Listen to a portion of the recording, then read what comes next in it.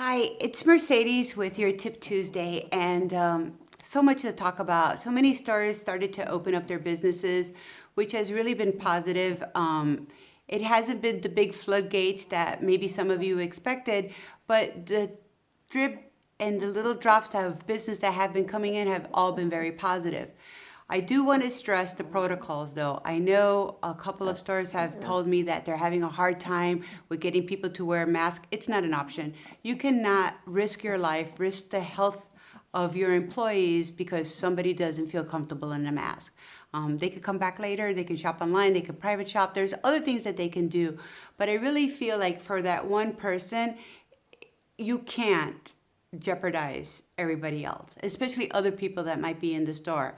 And just remember, I really do feel like there's more Chicken Littles than there are the Daredevils. So check back on our Tip Tuesday that we did last week for the protocols and try to follow them the best that you can. So I want to talk about that because those protocols are actually very expensive. When I add it all up, the things that I bought for the store, the hand sanitizers, the mask, the shield, the little signage, everything, it came between $1,200 and $1,500. Now this being Small Business Week, wouldn't it have been nice if American Express actually did what they say that they do? Be advocates of the independent retailers, celebrate us and help us, not by like insisting that we pay our credit cards on time and charging us late fees, but how about this?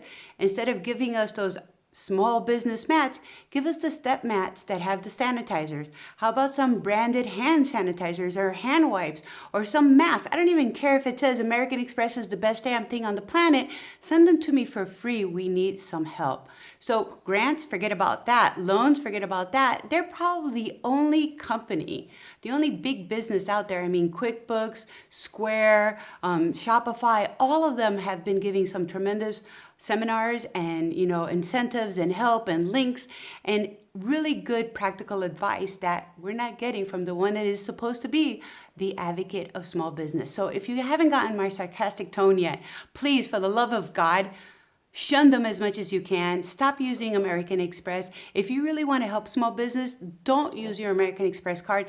They charge the highest percent of all the companies. And as we know, all we have done for the last 10 years that they have been these advocates was brand them as whatever you want to call it. But it's coming from me, it's not going to be polite. So now moving on. So for the brands, it is really important for you to be quick to market. So the first market is going to be in June, in Dallas.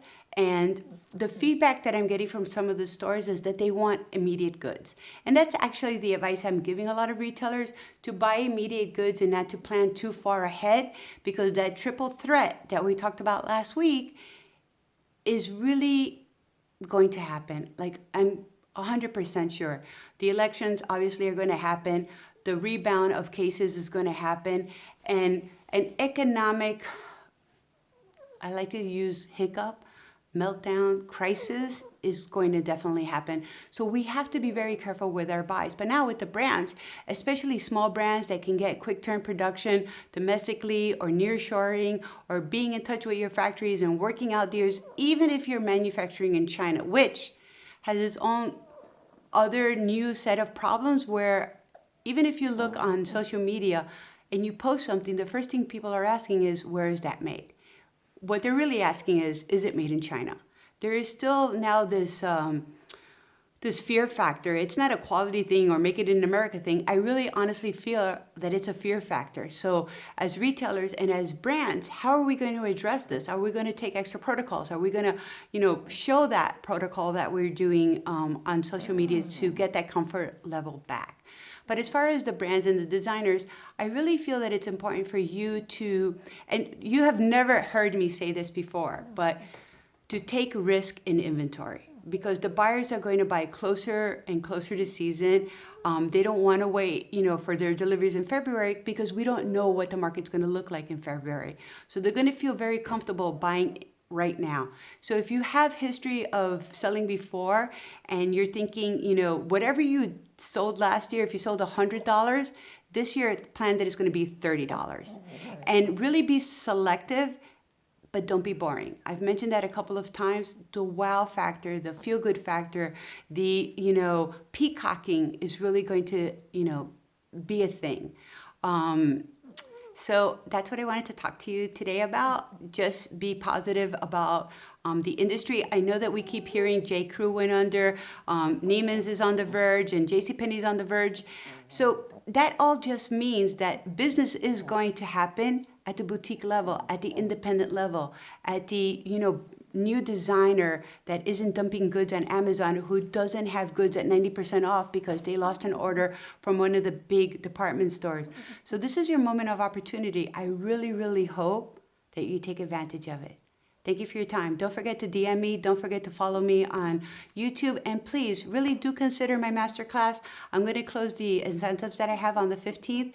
So it's an excellent investment. Talk to you soon. Thanks.